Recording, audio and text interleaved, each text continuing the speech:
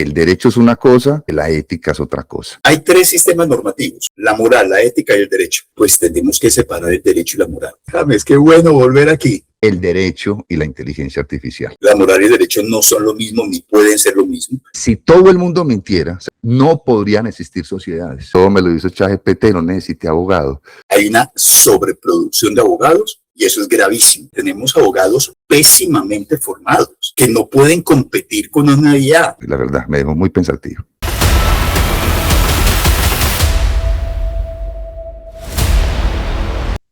Bienvenidos a otro programa de conversaciones académicas. Les voy a comentar algo. Hace 5 años inició este programa Conversaciones Académicas y el primer invitado que tuve en el programa fue el profesor Andrés Botero Bernal. Hoy, después de 5 años, han pasado muchas cosas. Vuelvo a tener acá al profesor Andrés Botero Bernal. Para mí es un gusto tenerlo. Bienvenido, profesor Andrés Botero, nuevamente a mi programa, en segunda ocasión. Muchísimas gracias, James. Qué bueno volver aquí. Segunda ocasión, es cierto. Excelente. Bueno, brevemente, el profesor Andrés Botero es profesor titular e investigador senior de la Universidad Industrial de Santander. Tiene 2 doctorados, un doctorado en historia y un doctorado en filosofía, conferencias en muchos países del mundo, donde ha sido invitado, y pues una cantidad de artículos de los cuales muchos me he leído, muy interesantes, rigurosos, pero que se pueden entender si uno es juicioso en la lectura. Entonces, para mí, pues, es un placer tenerlo acá. Con él voy a trabajar hoy básicamente 2 temas, ya miraremos pues si nos alcanza el tiempo para hablar de otras cosas, pero vamos a hablar de la relación entre la ética y el derecho y la inteligencia artificial. Ese va a ser como nuestra guía hoy en esta conversación. Entonces yo quiero empezar conversando con el profe Andrés acerca de la relación entre la ética y el derecho. Y quiero empezar con 2 comentarios básicos. Uno, acerca del juicio, uno de los juicios quizás más importantes o más leídos de la historia, yo diría de la humanidad, en Occidente, que es el juicio que le hicieron a Sócrates. Sócrates murió, aquí resumo, bebiendo la cicuta. No voy a entrar acá en detalles de lo que pasó en lo que le ocurrió a Sócrates. Platón escribió, según algunos analistas, no soy experto en Platón, pero la Apología de Sócrates, que es un texto fundamental en filosofía, diría yo, en filosofía del derecho, y en historia. Y Sócrates murió y Sócrates influyó mucho a Platón, y prácticamente pues Platón se volvió filósofo porque Sócrates murió delante de todos sus amigos bebiendo la cicuta. El otro caso es mucho después, más de 2000 años después, es el de la Alemania nazi. Entonces, los nazis mataron en los campos de concentración más de 6 millones de judíos, más o menos la estadística, y el día de los juicios de Nuremberg, muchos de los que seguían a Hitler, de sus altos oficiales, dijeron que lo hacían porque estaba en el derecho, porque estaba escrito en el derecho de Alemania y que hay que cumplir el derecho. Entonces, quiero que conversemos sobre eso, profesor Andrés Botero, es esa relación de ética y derecho. Sí es fundamental. Algunos piensan que sí, pero otros piensan que no, que el derecho es una cosa y que la ética es otra cosa. Entonces, esa sería mi pregunta para que empecemos a conversar. Bueno, Jaime, yo creo que primero tendríamos que hacer una precisión terminológica, o sea, porque ahí hay 3 términos que se suelen usar indistintamente y genera más confusión que claridades. ¿Qué es la moral? ¿Qué es la ética? ¿Y qué es el derecho? Ahora, existen muchas acepciones y todas son válidas, y cada campo tiene sus propios significados de estos 3 términos. Pero yo propongo que por lo menos para esta conversación aclaremos los conceptos, por lo menos, aunque claro es que lo que yo voy a proponer no es una verdad absoluta, porque cada escuela y cada campo tiene sus propios significados, esos tres términos, pero yo propongo para esta conversación, que moral sean las normas que la cultura y la sociedad le ofrecen a sus individuos y que determinan qué es bueno y qué es malo. La ética sería normas que yo mismo me impongo que determinan qué es lo correcto y qué es lo incorrecto. Y las normas jurídicas, o sea, el derecho, tendrían normas que impone el sistema político en correspondencia con el sistema social y que determinan qué es lo legal y qué es lo ilegal. Entonces, empecemos por acá. Hay tres sistemas normativos, la moral, la ética y el derecho, que están en relación entre ellos, pero no son lo mismo. Entonces, la moral determina qué es lo bueno, la ética es individual y determina qué es lo correcto, y el derecho es colectivo y determina qué es lo legal. Entonces, son tres cosas distintas. Ahora, las tres están en relación. Incluso uno podría imaginarse que la mayoría de las veces las tres están de acuerdo. Te voy a colocar un ejemplo. Entonces alguien diría, asesinar a la pareja es ilegal, el derecho lo prohíbe. Yo creo que cualquier persona que lo reflexione llegaría fácilmente a la conclusión de que es incorrecto. Y la moral nos dice que es malo. Entonces, ahí no podría ver cómo están de acuerdo. Sin embargo, es posible que haya momentos en los que no estén de acuerdo. Y ahí es cuando surge, en términos griegos, ya que tú incluso empezaste muy provocativamente con Sócrates, la apología, los griegos tenían un concepto muy bello para ejemplificar estos casos que son excepcionales, no la regla general, y se llama tragedia. O sea, cuando la moral y el derecho chocan, se produce una tragedia. Cuando la ética personal choca con el derecho, se produce una tragedia. O cuando mi ética choca con la moral, se produce una tragedia. ¿Y cómo se resuelven las tragedias? Siempre hay un dolor, siempre hay un sacrificio. Es imposible resolver una tragedia en el que todo salga bien. Siempre, y eso nos lo enseñaron los griegos. Toda tragedia se resuelve con una pizca de dolor. Bueno, una pizca no, incluso puede ser mucho dolor. Entonces, ahora, eso me lleva a otra reflexión, James, que es frente al tema, por ejemplo, de Nuremberg. La moral determina lo que en una cultura y una sociedad podemos considerar que es bueno o mal. Eso es la moral. Pero eso no significa que para otra cultura o para otra sociedad o para mí eso sea debido, sea apropiado. Y eso fue, y te voy a colocar un ejemplo específico. En la Alemania de los años 30, cuando estaba emergiendo el nazismo, y no olvidemos, James, Alemania en los años 30 del siglo pasado era uno de los países más cultos del mundo, si no era el más culto del mundo, y eligieron democráticamente a Hitler. Correcto.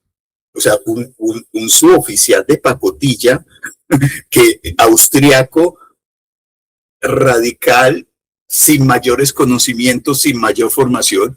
O sea, ten en cuenta esto, si la sociedad más culta del mundo, en una época donde los hábitos de entretenimiento de esta sociedad, incluso las personas, de cualquier tipo de persona en Alemania, era ir a teatro, ir a conciertos, leer muchos libros. Unas personas con un buen bagaje cultural votaron por Hitler.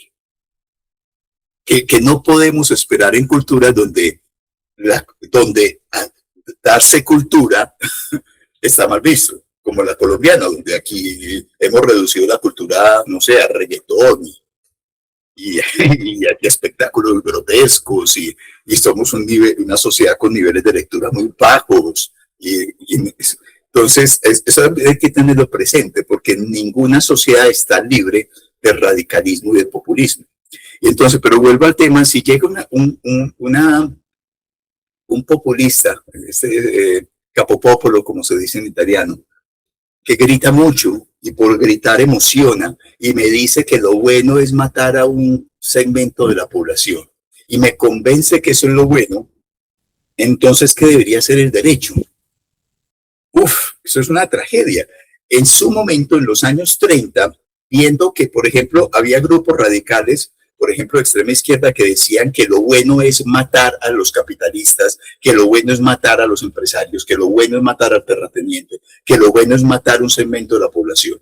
Enfrentado a otro sector radical del otro lado, que decía que lo bueno es matar al comunista, que lo bueno es matar al homosexual, que lo bueno es matar al gitano, que lo bueno es matar al judío, que lo bueno es matar al opositor. Entonces surgió una mente brillantísima que Hans Kelsen y dijo, pues tenemos que separar el derecho y la moral. Incluso para la protección del propio sistema político hay que separar el derecho y la moral, porque si no tenemos buenos estándares para determinar culturalmente qué es lo bueno, pues lo mejor es separar el derecho y la moral para proteger un poco el derecho. Sin embargo, eso también puede ser muy peligroso, porque si separo el derecho y la moral, pues dejo el derecho solo a merced de los procesos políticos.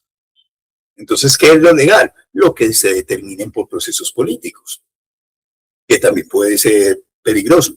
Pero, por ejemplo, Hans Kelsen, repito, este gran filósofo del derecho del siglo XX, él se dio cuenta que incluso que la moral y el derecho hay que separarlos. Bueno, creo hasta que eso filosóficamente lo tenemos muy claro, es que no son lo mismo. La moral y el derecho no son lo mismo, ni pueden ser lo mismo. Casi siempre están de acuerdo, pero no son lo mismo. Pero Hans Kelsen también se dio cuenta de algo interesante, y es que si no tenemos buenos estándares de qué es lo moralmente válido, qué es lo moralmente bueno, perdón, esto podría afectar el sistema jurídico. Y si afecta el sistema jurídico, esto afecta todo. Andrés, profe, Sí. pero en ese caso, porque creo que está muy detallado lo que está explicando, antes de que prosiga. En ese primer caso, como una primera conclusión, digámoslo así, sí se podría separar el derecho de la moral. Usted nos habló de 3 conceptos. Explicó el concepto de moral, el concepto de ética y el concepto de derecho. Según Hans Kelsen, sí se podría separar entonces la moral y el derecho. Bueno, es que no, desde mucho antes, yo creo que el primer filósofo que se dio cuenta es que no son lo mismo y no pueden ser lo mismo. Fueron 2 filósofos ingleses, Jeremy Bentham y John Austin, quienes lo dejaron claro, es que no son sistemas normativos, o sea, son normas, pero no son del mismo conjunto. Entonces, sí, ahora que casi siempre están de acuerdo, pero no necesariamente en todo, pero es que no son lo mismo. Yo creo que académicamente está muy claro que no son lo mismo. Por eso es que incluso uno dice deben relacionarse. Si se tienen que relacionar, es porque no son lo mismo. Claro. Entonces, pero el problema es, ¿y con cuál moral debe relacionarse el derecho? Y eso sí es un tema de nunca acabar. Y el otro es, si hay sistemas morales que no son lo suficientemente sólidos, o sistemas morales que parten de rechazar el pensamiento crítico, o que solo convocan un segmento muy específico de la población, pero intentan imponerse sobre los otros. Eso va a generar siempre grandísimos debates. Sumado a otro problema, James, es que en el pasado las estructuras morales de una sociedad eran muy pocas, porque había más cohesión social. Por ejemplo, en la época de nuestros abuelos, pues la moral era más o menos clara para todos. No estoy diciendo 100%, pero era más o menos clara para todos y pasaba mucho por la religión católica.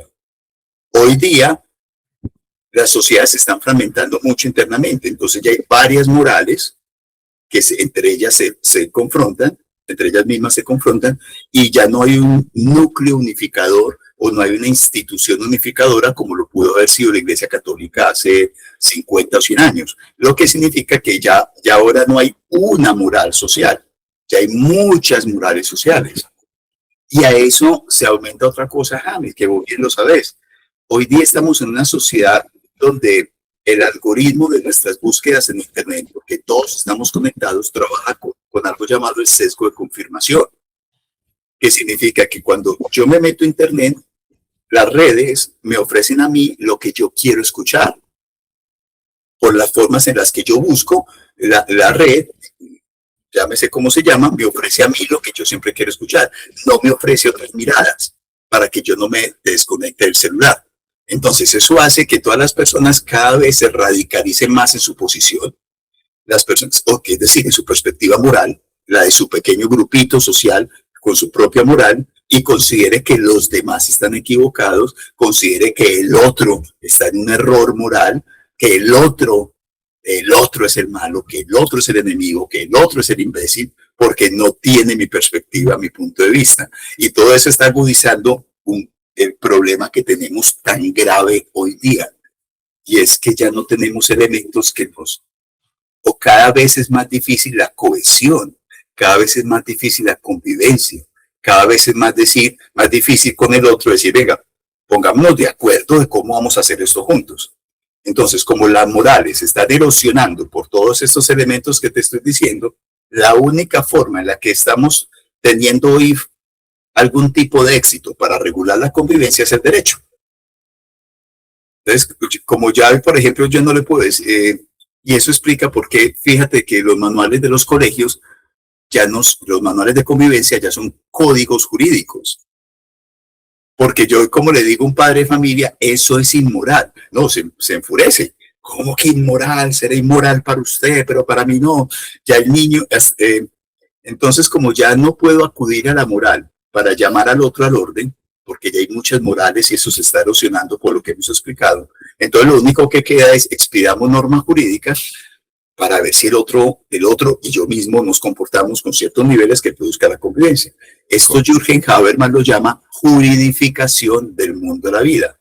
Hemos juridificado la cotidianidad porque ya la moral no nos regula. Me explico, James, con un ejemplo que va a ser muy sencillo para nuestro auditorio. Hace 100 años la gente, ¿por qué cumplía un contrato? Porque era moralmente bueno, porque se daba la palabra. O sea, yo di mi palabra que iba a vender este caballo, la cumplo, la palabra vale. Eso es un tema moral.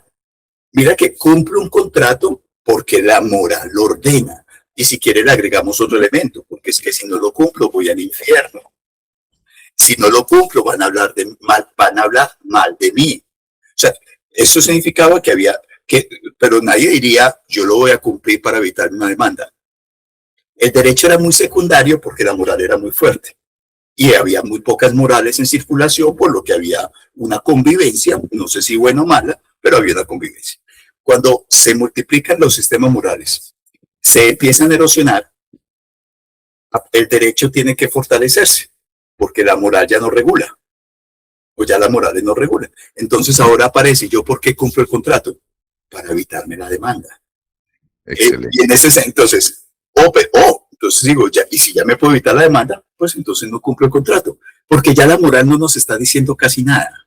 Claro. Yo quería comentar. ¿Quién vendería algo hoy día sin contrato? Uno hace 100 años lo vendería confiando en la palabra del otro, porque la moral era fuerte. Hoy día todo eso se purificó. Discúlpame haberte interrumpido. Tranquilo, no. Excelente su comentario. De hecho, usted tiene un artículo sobre ese tema. Aquí sí. Yo leí su artículo sobre el tema de la palabra. Claro, y estamos conversando acá y voy a comentarle algo personal. Que solamente quede entre usted y yo.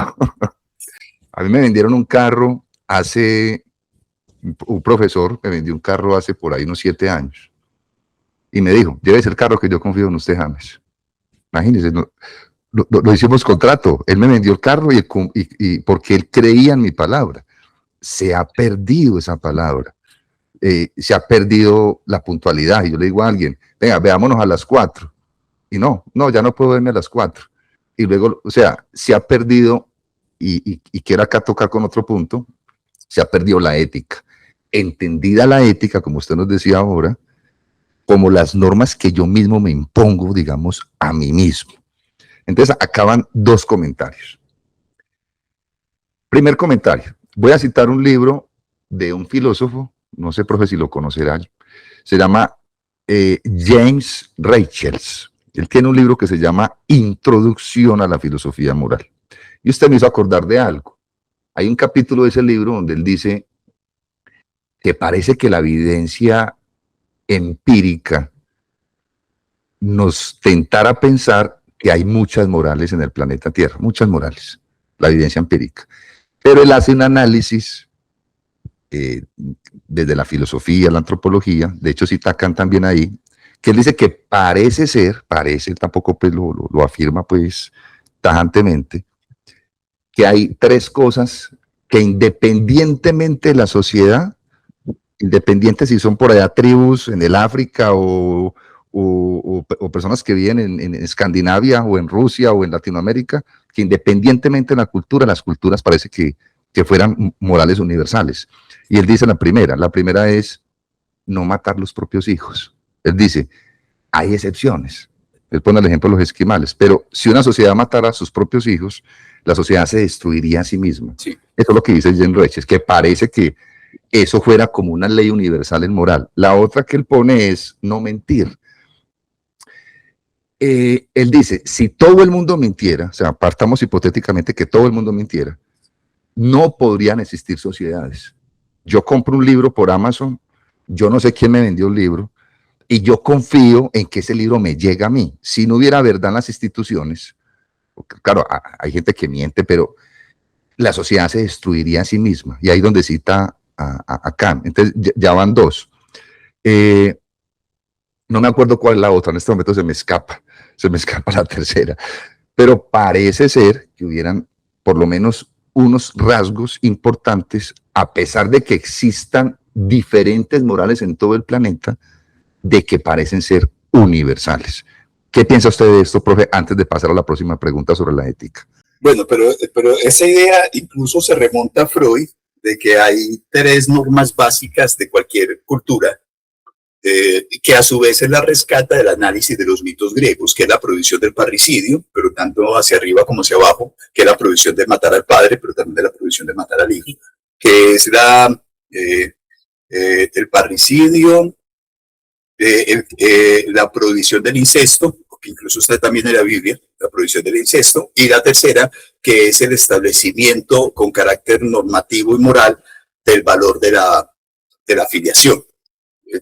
Es decir, poder, o sea, de las tres primeras, hay normas, o sea, todas las culturas del mundo tienen esas tres normas: la prohibición del parricidio, la prohibición del incesto y el establecimiento de las relaciones filiales, que es necesario para poder sobrevivir. O sea, poder identificar hermano, primo, pues en español, hermano, primo, congénere, compatriota, eso es necesario para poder sobrevivir. Compañero de cueva, en el caso de la antigüedad.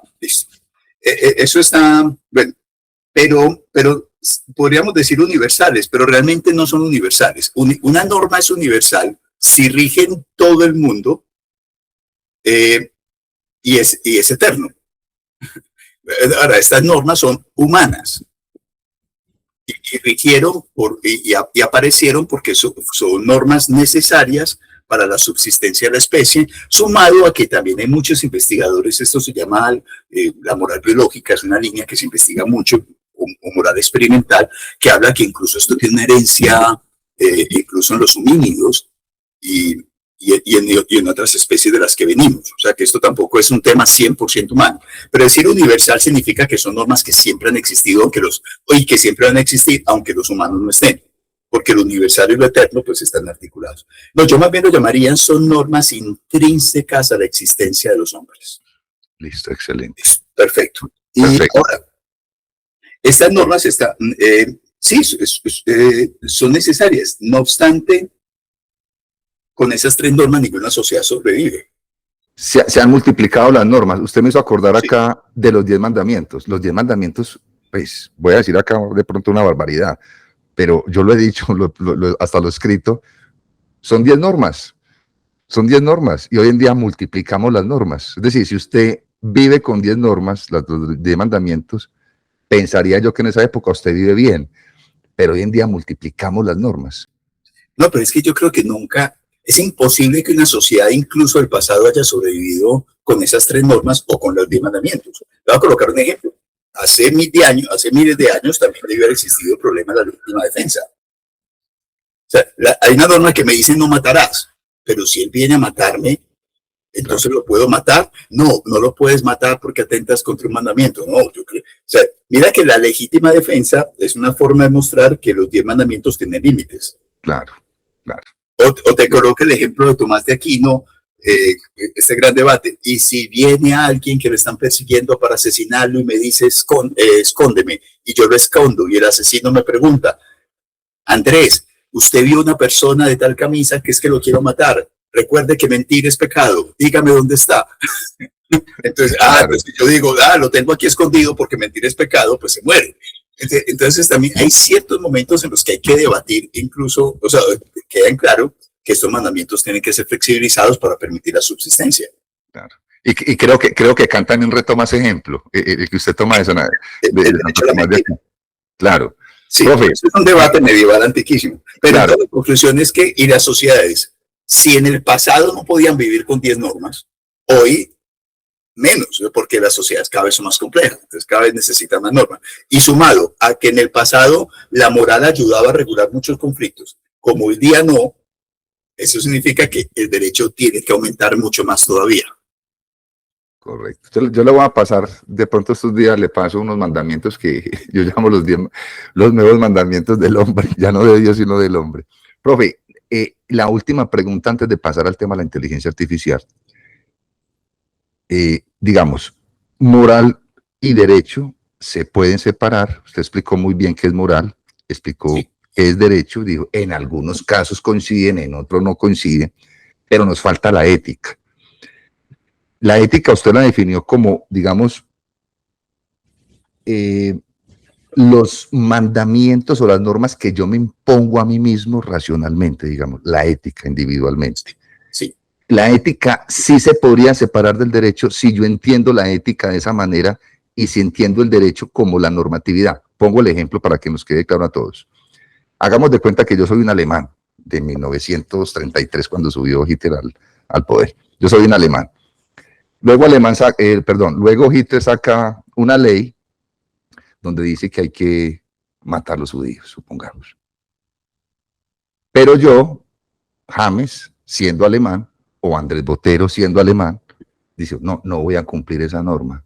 Así el derecho y la ley alemana diga que la tengo que cumplir, no la cumplo. Digamos, en ese sentido, yo estoy separando yo individualmente la ética del derecho. Entonces, a eso va mi pregunta. ¿Sí se puede separar la ética del derecho o realmente tienen que estar unidas? Ese sería como el punto que nos faltaría. A ver, cuando alguien por una convicción personal y porque lo considera correcto decide separarse del derecho, casi siempre está acudiendo también a un criterio moral que él comparte. Casi siempre, me explico. Cuando alguien, pensemos por ejemplo en los muchos sacerdotes, recordemos algo al auditorio, no solo murieron judíos en los campos de exterminio nazis, también murieron muchos católicos, Gitanos. Gitanos, testigos de Jehová, homosexuales, comunistas, socialistas. Entonces, por ejemplo, voy a colocar un ejemplo de los miles posibles.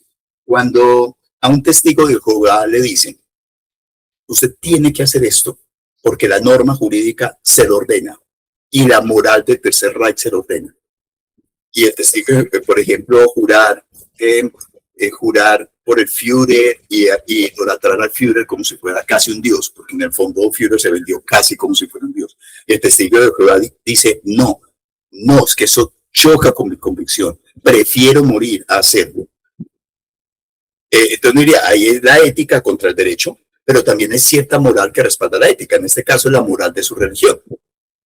Entonces también habría que entender que muchas veces cuando uno toma una opción individual porque lo considera correcto, muchas veces, no siempre, está apoyado también en un criterio moral que él considera el mejor. Ahora, y aquí se produce la tragedia, porque esa persona que dice no, ¿y cuál es la tragedia? Que el derecho le dice, pues te tengo que sancionar. Y esta persona asume con una gran valentía, sancióneme entonces. O sea, porque ponen su ética y una cierta moral la ponen por encima del derecho. Pero eso es trágico. ¿Por qué digo trágico? Porque estas personas terminaron en los campos de exterminio. Quiero terminar esta primera sección, ya para que pasemos al siguiente tema, volviendo al comentario inicial, Platón, creo que más o menos dice Platón, el hombre más justo de Atenas murió a manos de la justicia de Atenas. Esa es la parte con la que quiero terminar, digamos, esta primera parte. Listo. Profe, ¿cómo vamos? ¿Cómo vamos? Muy bien. Listo, bueno. ¿Va a tomarse algo? Bien pueda, profe. No, aquí estoy tomando mi cafecito. Listo, Podemos seguir. Listo. Voy a seguir con el tema entonces de la inteligencia artificial, ¿le parece? Perfecto, listo. Bueno, hemos tenido una charla muy, muy interesante. Para mí la conversación es fundamental con el profesor Andrés Botero, que hoy nos está acompañando amablemente acá en el programa. Bueno, voy a tocar el tema de la inteligencia artificial y la relación con el derecho. Voy a empezar con lo siguiente.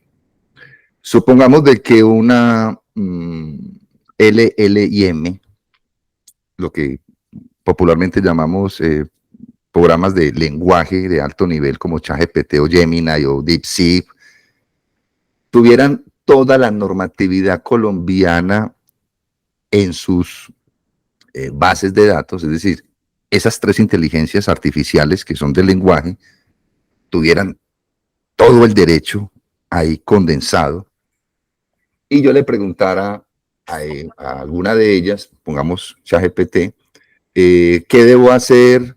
Porque tengo un lío con un amigo que estuvo con mi esposa y yo con mi esposa habíamos comprado una casa. Bueno, un lío jurídico X, puede ser otro. Y ChatGPT me contesta con sumo detalle, citando la normatividad, ¿qué debo hacer yo en ese caso? Y supongamos de que yo lo haga, hago lo que me dice ChatGPT para recuperar, digamos, algún bien que haya tenido con alguien.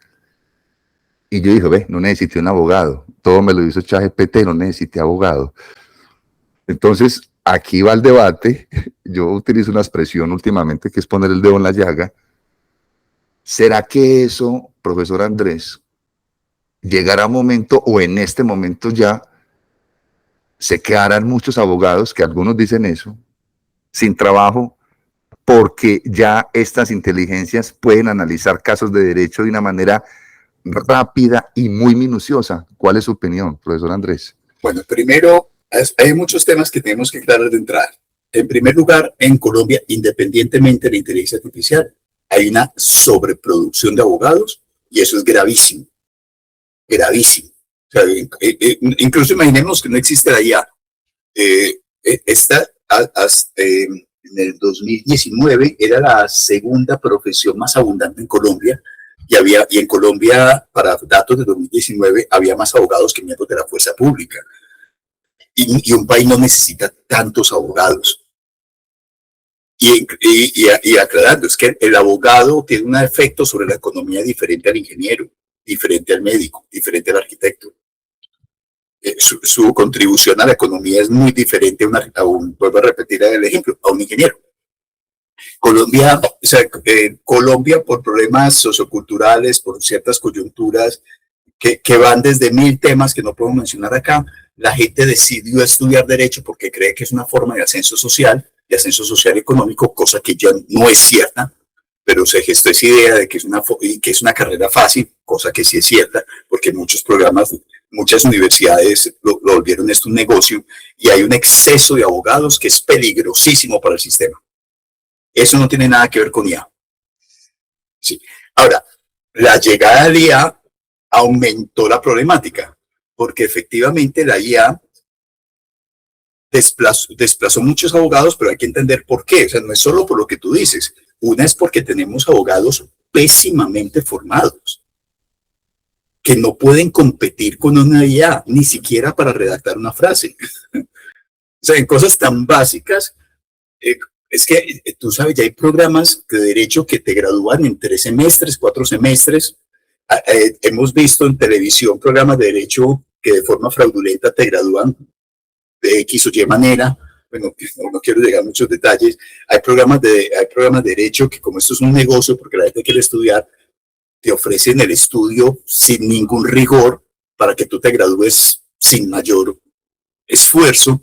Entonces, eso hace que no puedan ser competencia con la IA. Pero es que tampoco tienen competencias para comunicarse con la IA siquiera. Entonces, eso es peor todavía. Peor. Pero eso no es un problema de IA. O sea, culpar a la IA de eso no, eso es un problema de nuestro sistema educativo, incluso el Ministerio de Educación, que permite que se abran facultades de derecho a diestra y siniestra sin unas exigencias de calidad fuertes, pero también de la gente que escoge programas que no le ofrecen realmente una formación adecuada. Seamos sinceros, mucha gente que dice, es que yo no escojo universidad por la calidad, yo escojo la universidad es por el valor de la matrícula y que no me jodan. Entonces, ¿de quién es la culpa? ¿De la IA? Cuando ellos, o sea, y aparte que como hay demasiados abogados, pues obviamente los enganches salariales bajaron muchísimo, porque como hay tanta oferta, pues eso afecta la relación demanda-oferta. O sea, hay demasiados que te vas a tener en cuenta. Y segundo asunto también para tener en cuenta, tú mencionaste unas IA que no son buenas para el derecho, porque es que no fueron diseñadas para reemplazar a los abogados. ChatGPT, Gemini, no, esas son, digamos, genéricas. No, hay IAs hechas para lo jurídico. Incluso yo tengo un trabajo con una profesora de ingeniería de sistemas, pues no es uno, ya llevamos como 3 trabajos en esta línea, investigando los sistemas de inteligencia artificial aplicados al derecho, que son especializados, o sea, no es ChatGPT, no es Gemini, no, son especializados para el mundo jurídico, que son buenísimos. O sea, ChatGPT no puede competir con estas IA. E incluso son IAs, hay algunas de ellas diseñadas para administrar justicia. Y sus pruebas piloto y en los pocos países que han decidido implementarlas, las tasas de favorabilidad son altísimas. Te administran justicia gratuita, excelente, muy bien argumentada en cuestión de segundos. ¿Cuál es el nombre de esas herramientas? No, porque muchas de ellas, pues no podemos, y no quiero hacer publicidad acá de estas, porque no se puede. Entonces es un tema apropiado hacerlo aquí por este medio. Pero claro, es para que entienda que ni siquiera, y tercer elemento, ChatGPT, por colocarte un ejemplo, Gemini, por colocarte otro, no te ofrecen los mismos niveles de análisis. Es decir, primero es dependiendo de tu suscripción.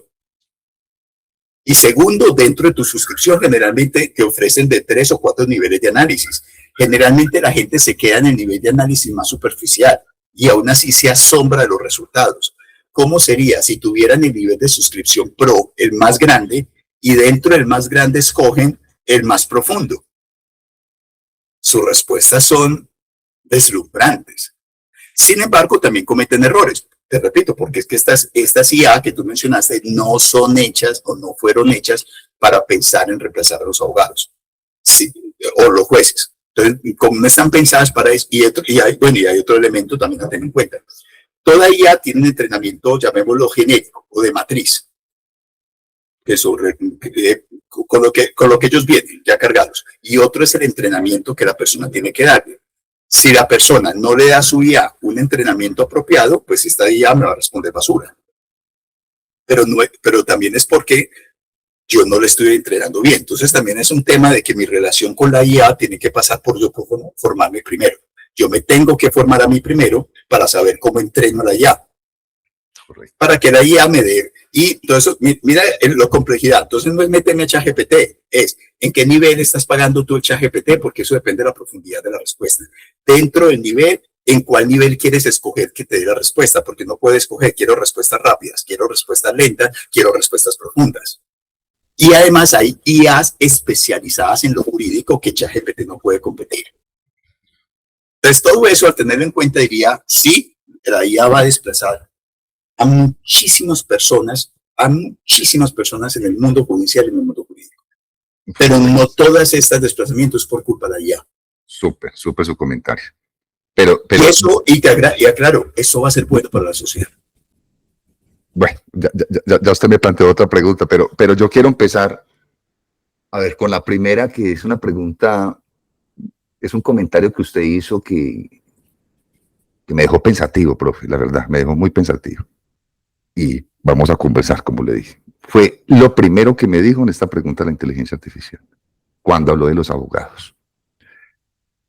Repito, voy a poner esta pregunta va a ser candente esta pregunta que le voy a hacer, o este comentario. Usted nos afirma acá que hay muchos abogados en Colombia. Pero, ¿qué pensaría, profe? Y disculpe lo que le voy a preguntar.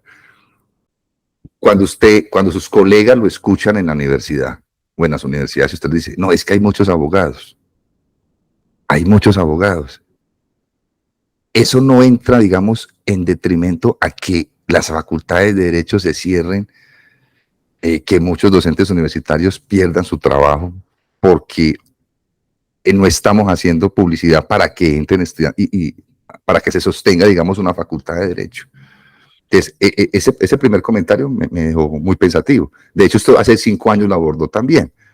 Y usted hace una crítica, o sea, carreras de Derecho de 4 semestres, estudiantes que terminan sin saber leer bien, redactar bien, analizar bien un caso, pensar bien lógicamente. Ese es el comentario, profesor Andrés. Sí, pues yo te la respondo muy sencillo. Yo tengo muchos problemas con muchos colegas porque yo soy muy crítico con la profesión. Pero es que incluso, pero es que yo les diría a estas personas, oye, miren alrededor, la sociedad no quiere los abogados. La sociedad tiene una imagen muy mala de los abogados. Y no es culpa de la IA, eso viene de mucho tiempo atrás.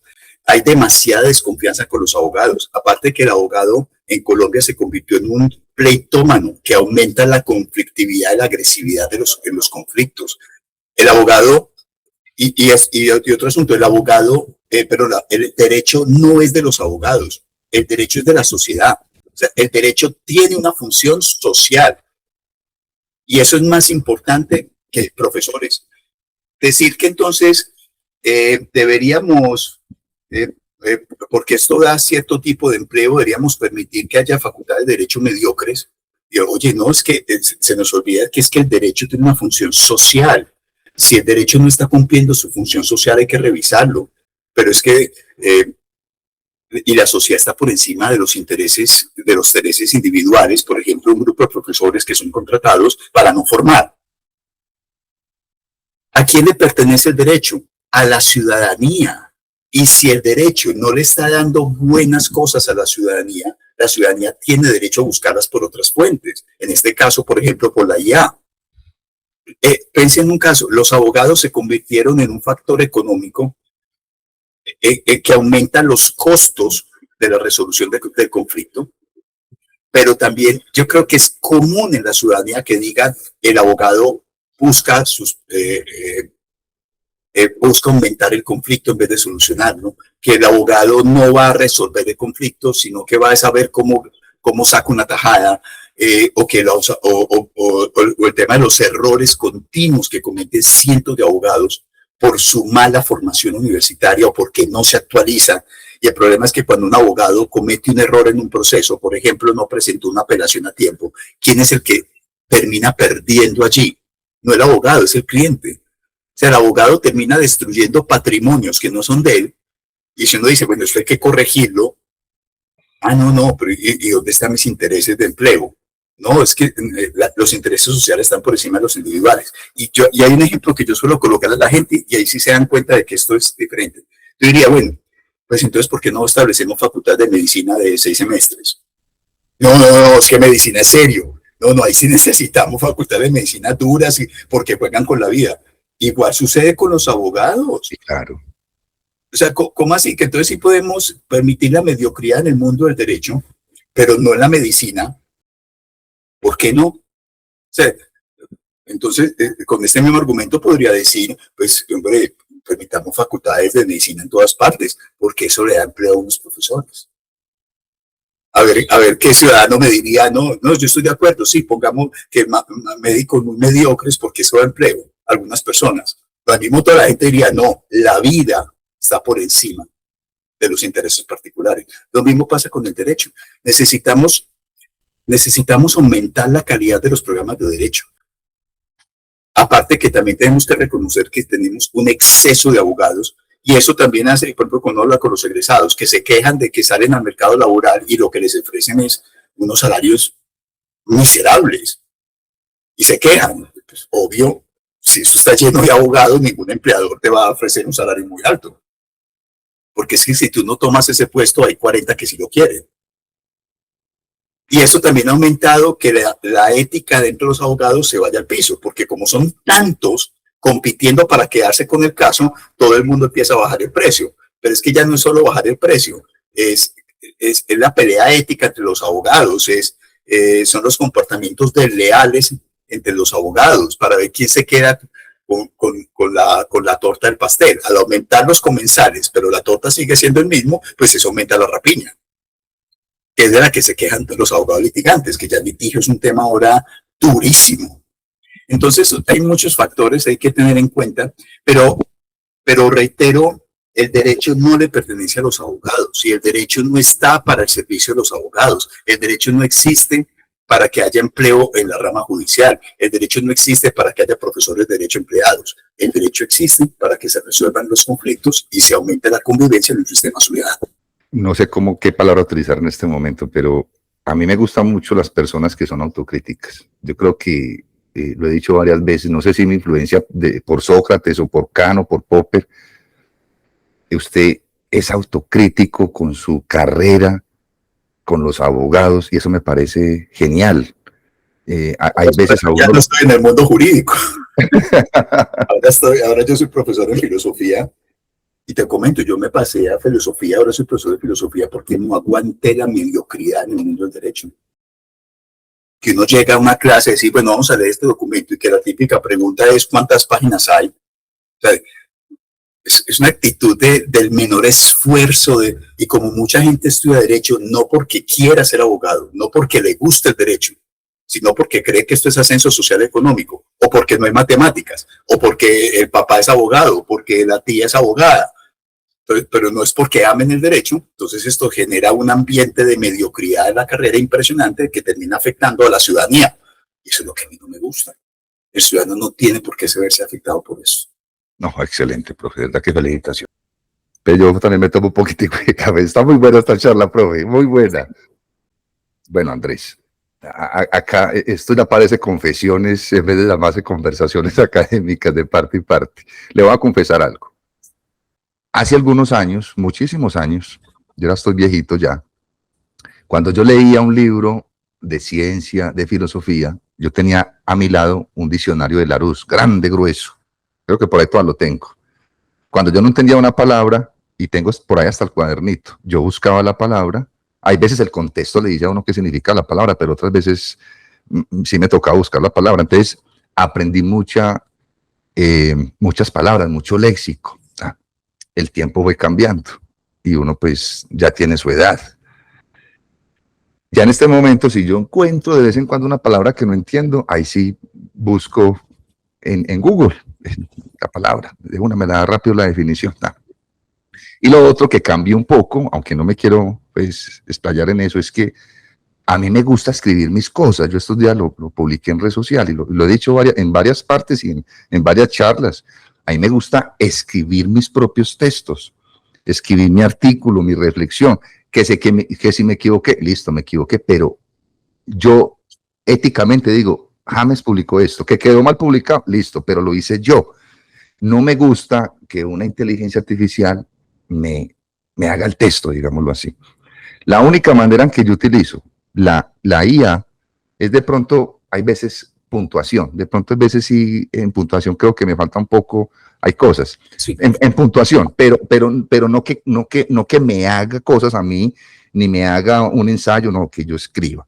Entonces usted decía ahora, y a eso quiero apuntar yo, si lo escuché bien, que le parecería bueno, que no le parece tan mal, de que de pronto la IA, esas IA pues avanzadas pues que conocen lo jurídico, reemplacen a los abogados. ¿A usted le parece eso bueno, profe? Bueno, dos cosas. Que la IA llegó para quedarse. Entonces, incluso, y eso lo hablo mucho con la profesora Sonia, que es excelente en estos temas, asumir una actitud destructiva con la IA es absurdo. Eso ya llegó para quedarse. Y eso no va a ser el fin del mundo, el fin en el sentido de que se va a acabar el mundo. Hay que aprender a interactuar con ella, hay que aprender a convivir con ella porque llegó para quedarse. No la vamos nunca a expulsar. ya de la cultura humana. Entonces, primer asunto, tenemos que prepararnos para poder interactuar con la IA. Entonces tú decías, que a mí no me gusta me gusta la IA solo hasta este punto. Yo te diría, no, Ames, no te impidas a tener otro tipo de relación con la IA. Por ejemplo, con la IA uno puede conversar en la producción de un texto, que te puede dar ideas, te puede revisar, pero tú ya haces un nivel, por ejemplo, que es bueno, que te ayude con lo idiomático. Cualquier ayuda idiomática es bienvenida. Pero que no me haga el texto, que no me haga el texto, profe. A eso me refiero yo. Sí, exacto, que no haga el texto. Sí, pero es que se trata de trabajar con la IA. O sea, trabajar con la IA, no de que la IA me desplace. Correcto. Y el futuro está solo prometido para aquellos que aprendan a trabajar con la IA. Entonces, cuando el estudiante le dice a la IA, hágame el trabajo, eso no es trabajar con la IA. Eso es IA, reempláceme. Y obviamente ese estudiante en un futuro se va a ver en una situación muy difícil en el mercado laboral, porque no trabajó con la IA. Entonces, la cosa es que primero hay que aprender a trabajar con la IA, pero no decirle a la IA, reempláceme, porque eso va a permitir que yo mismo sea sustituible a mediano plazo. El segundo punto, porque bueno, yo vuelvo a repetir algo. El mundo del derecho el derecho no es propiedad de los abogados. El derecho es propiedad de los ciudadanos. Y el derecho tiene una función para la ciudadanía: ayudar a la resolución de los conflictos jurídicos de la ciudadanía y permitir la convivencia. Si la IA aumenta los niveles de convivencia, ¿cuál es el problema? Si la IA permite que los ciudadanos resuelvan sus conflictos de forma más rápida, expedita, económica, magnífico. Es que magnífico. ¿Cuál es el problema? Voy a colocar, la IA puede resolver, las IAs especializadas, no te estoy hablando de ChatGPT, no te estoy hablando de Gemini, te pueden resolver conflictos con altísimos grados de favorabilidad. Las pruebas piloto, las personas que se han sometido a estas pruebas pilotos quedan asombradas. Es justicia gratuita, rápida, expedita, a la que es muy difícil mentirle. Porque ese es otro problema. Los abogados, al perder los criterios éticos, no tienen problema alguno en mentir en el proceso o llevar cosas que no deberían llevar al proceso por ética, y lo hacen. En la IA estas cosas no pueden suceder. Voy a colocar un ejemplo de una prueba piloto que nosotros vivimos. Y era que alguien alegaba en un proceso judicial que no le habían reconocido una incapacidad. Pues estas IA pues están conectadas en la web, entonces pueden tener mucha información de ti mismo y tú no se les puede mentir. No puede decir, es que yo estuve enfermo tal época. Porque, qué raro, en esta época me registra que usted estaba haciendo estas actividades y no me reporta una incapacidad en su EPS. Ni siquiera el sistema probatorio es mucho más expedito. ¿Me entiendes? Entonces, mientras que en los procesos normales, es triste decirlo, no faltará el abogado que dice, falsificamos el certificado, yo hablo con alguien que se le hace, mentimos, y eso no está bien. Claro. Eso no está bien. Se pierde la palabra que hablábamos al principio. Se pierde la moralidad, y aparte que son, la IA es una... otro asunto, a la ciudadanía lo que le interesa es que le resuelvan el conflicto rápido. Incluso si a un ciudadano le dicen, usted quiere una administración de justicia rápida, aunque no sea de muy buena calidad, pero rápida, o sea, en una hipotética balanza, usted prefiere justicia rápida con una calidad media o justicia lenta con una muy buena calidad, ¿tú qué crees que escogería la ciudadanía? Y eso está súper investigado. Pues yo escogería lenta con muy buena calidad. La mayoría de la gente escogería rápida porque necesita salir del conflicto rápido. Ya. ¿Cuánta gente es capaz de vivir con el estrés de un proceso en el que se está jugando tu patrimonio 5 o 10 años? Bueno, sí. Y empieza tú en un divorcio. Listo. Justicia en un estándar de calidad, pero rápida. O me demoro 5 años para tramitar el divorcio, pero va a ser de muy buena calidad. La gente necesita elaborar el duelo rápido. Claro. Los comerciantes no pueden darse el gusto de tener unos capitales embargados 5 o 10 años para que me administren justicia. Se necesita rapidez, prontitud. Es que la velocidad es un valor dentro del derecho.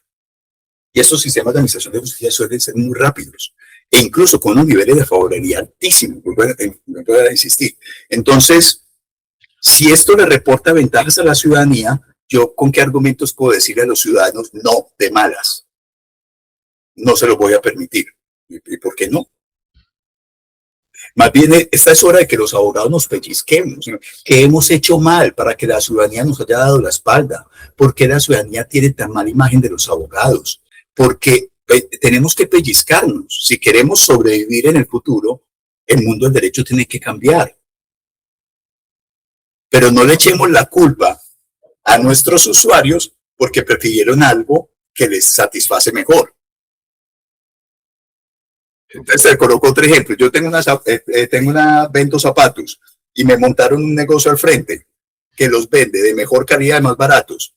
Y entonces me quiebro yo. Entonces, ¿de quién es la culpa? De los clientes que me abandonaron.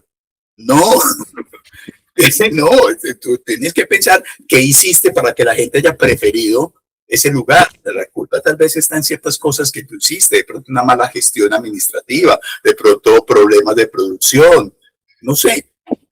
Deberíamos ser más autocríticos dentro del derecho en vez de siempre achacarle la culpa a la IA, de achacarle la culpa a los usuarios, de achacarle la culpa a los otros. Pero el problema es que los abogados no son autocríticos porque la mayoría de los abogados, o muchos abogados, no tienen formación crítica. Cuando ellos pasan por la formación de derecho, es simplemente aprenderse unas clasecitas que les da el profesor, aprenderse unas normas que no tienen tampoco mayor valor, pues tienen algún valor, pero aprenderse normas que cambian continuamente tampoco tiene mucho valor. Y como pasan por la facultad de Derecho buscando el menor esfuerzo, pues no se dejan impactar de lo que significa el razonamiento judicial, el razonamiento jurídico y el pensamiento crítico. Al no tenerlo, pues no son capaces de autojuzgarse. Bueno, hemos trabajado, ha conversado con el profesor Andrés, relación de la ética, la moral y el derecho, la formación de los abogados, la crítica al derecho y a la formación, que en suma es una crítica a la sociedad, una autocrítica también a nosotros mismos como personas, y también el tema de la inteligencia artificial y lo que está pasando. Esto que voy a decir casi no lo he dicho, pero voy a decirlo en este momento y luego en otro programa lo diré. Lastimosamente, hay veces los algoritmos no nos favorecen. Y no es que algunos programas son interesantes, y no es que me esté echando acá las flores internamente, pero uno a veces ve que parece, y voy a hacer acá una afirmación un poco temeraria, que viviéramos en una sociedad de la estupidez, donde prácticamente como que se valoran más las cosas banales y que tienen más difusión, pero hay veces temas tan interesantes que he visto también en muchos canales. Algunos tienen muy buena difusión porque hay que, digamos, como se dice en Colombia, meterle a eso platica, meterle publicidad, meterle mucha cosa, pero quizás, acá me estoy arriesgando, quizás porque la sociedad, como nos decía el profesor Andrés Botero, ya hay muchas morales dentro de una sociedad y hay gente que se interesa más por unas cosas nimias, por unas cosas que no ponen a pensar, por videos de 20 segundos. A mí me ha tocado incluso hacer reels de 20 segundos y estoy cayendo en eso y a veces me pone a pensar. Entonces, mi comentario para todos los que nos escuchen es que tratemos de nosotros mismos, cada uno individualmente, así como vamos al gimnasio, que yo pues ya estando en mi edad volví al gimnasio y me gusta, y aunque tengo una cirugía en este momento de la que estoy pasando, pero creo que hay que volver a los griegos, en el sentido de que hay que alimentar el cuerpo, cuidar el cuerpo, alimentarnos bien, hacer ejercicios, pero también cultivar el espíritu, la mente, el alma, con lecturas interesantes, con programas interesantes, que no todo sea banal. Yo no estoy en contra de muchas banalidades. A mí también, por ejemplo, me gusta el fútbol y de vez en cuando el espectáculo, ir a ver una película, reírse, es bueno, pero no estar todo el tiempo sumergido en eso. Aquí pues hablé de varias cosas, pero pienso que hay que cultivar el espíritu, y quiero que el profesor Andrés Botero, que nos dio esta conversación genial, pues ya nos dé una reflexión general sobre todos estos temas de los que hablé y los que abordamos. Sí, bueno, a mí es que tocaste muchos temas. Eh, a ver, empecemos por algo. Hay algo, hoy día hay un término que se usa muchísimo en la academia y las ciencias sociales humanas y es el término de sociedad de la ignorancia. Paradójicamente, esta es la sociedad de la información. Estamos llenos de información y el acceso a la información es muy fácil. Pero es que acceder a la información no significa que tenga conocimiento. Es que, o sea, para acceder a la información necesito saber procesarla, analizarla, distinguirla, criticarla. Y eso es lo que nos está faltando. Incluso hay muchas voces que lo están diciendo y voces muy autorizadas, que esta es la primera sociedad donde las nuevas generaciones son menos inteligentes que las mayores. Eso es gravísimo. Repito, es de la primera vez en la cultura humana donde las nuevas generaciones no tienen la misma capacidad de inteligencia que las mayores, ni mucho menos la superan. Ahora, repito, no confundamos tener información con tener conocimiento. Son dos cosas muy distintas. Información hoy día la tengo al alcance del celular, pero tengo el conocimiento para saberlo procesar. Entonces, y esto es lo que se denomina la sociedad de la ignorancia. Es una sociedad donde el conocimiento cada vez empieza a escasear más y eso va a tener consecuencias terribles. Una de ellas es que vamos a delegar en las máquinas el razonamiento y eso es peligrosísimo también.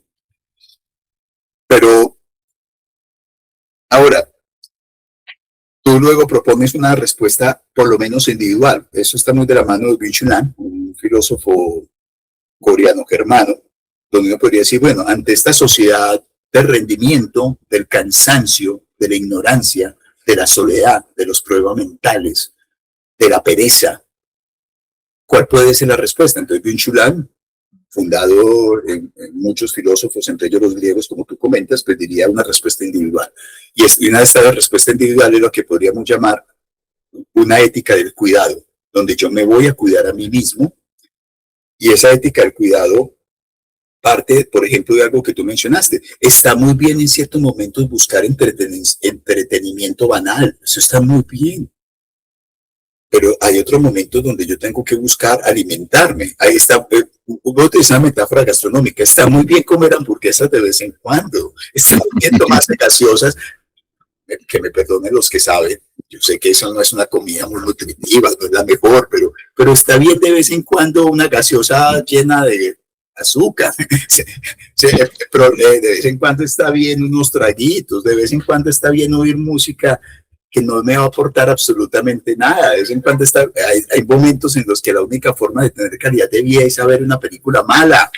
Pues claro, pero el problema es saber cuándo.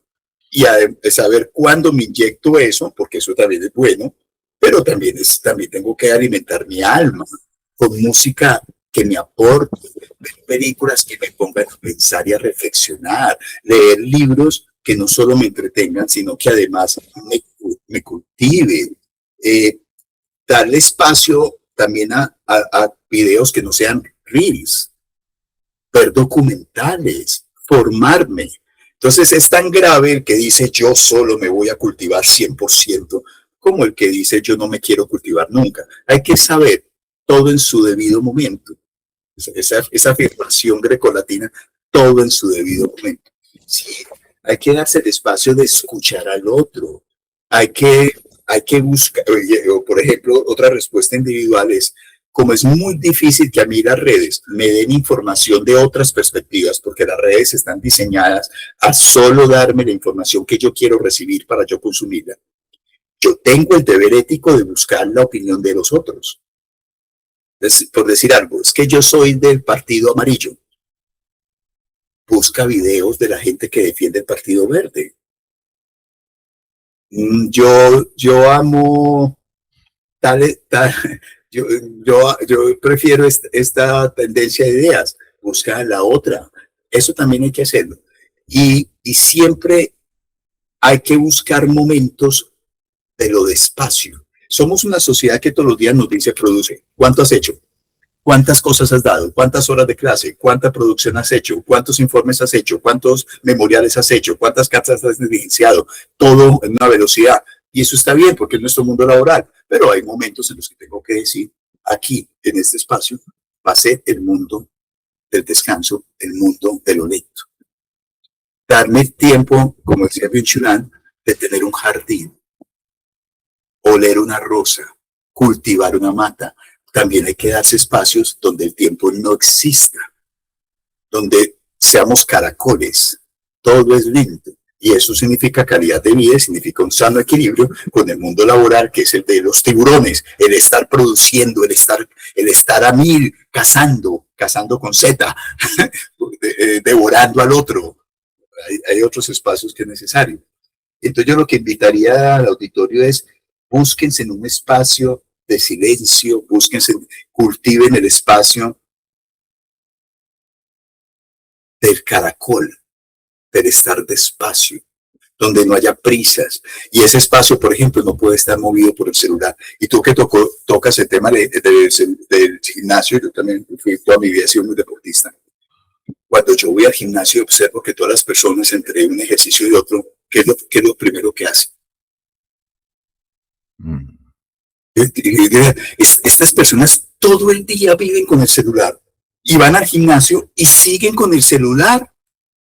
¿Cuándo van a descansar? ¿Cuándo se van a desintoxicar? Ahora, aclarando, tener celular es necesario, no estoy diciendo que no, pero hay momentos en los que uno necesita dejar el celular en el locker y ponerse a hablar con el otro. Yo los veo, terminan el ejercicio y es con el celular o tomándose la foto, porque esta es la sociedad del narciso, de que se toma fotos para exhibirse como está en redes. O sea, si fueran fotos para él o ella, no, es la foto de la exhibición, como si fuéramos productos de mercado, como si yo fuera un champú de un supermercado para que me elijan. Pero lo pongo en las redes exhibiéndome como si fuera un producto y siempre es con el celular. Nunca se desintoxican del celular, ni siquiera en el gimnasio.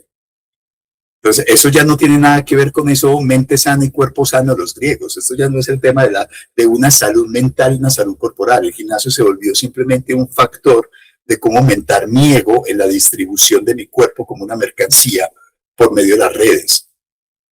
Y es estar conectados hasta en los momentos en los que yo debería estar pensando en mí. Entonces, ¿cuántas personas en el gimnasio terminan el ejercicio y van a buscar al otro a conversar? Hey, ¿cómo estás? Contame tu vida. No, incluso los veo todos aislados en su mundo y luego se quejan de que se sienten solos. Porque ni siquiera saben buscar al otro. Todos se quejan de la soledad, todos se quejan de que se sienten solos. Es claro, porque es que su relación se volvió dependiente de este aparato. Entonces, eso es una reflexión que estaba haciendo justo ayer de cómo el gimnasio se volvió una prolongación de los estilos de vida del solipsismo contemporáneo. Y por eso es que los gimnasios están llenos de espejos para que la gente se vea a sí misma. Solo nos vemos a nosotros. No, profesor Andrés. Le cuento, qué conversación tan, yo diría que es muy personal, hace falta más conversación entre nosotros, los seres humanos, de verdad que sí. Muy de acuerdo con muchas de sus apreciaciones. Profesor Andrés Botero, muy agradecido por aceptarme esta invitación a mi programa Conversaciones Académicas. Muchas gracias por la invitación. Espero que haya una tercera. Claro que sí, claro que sí. Un inmenso abrazo. Adiós, adiós a todas las personas que nos acompañaron y gracias por darse este espacio de escucharnos.